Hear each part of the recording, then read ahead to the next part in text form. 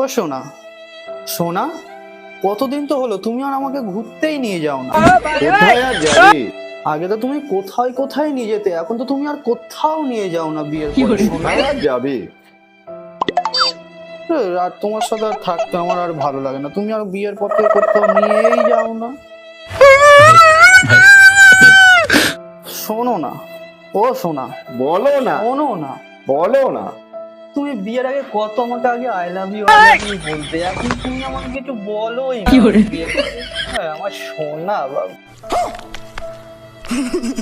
নির্বাচনও শেষ, প্রচারও শেষ।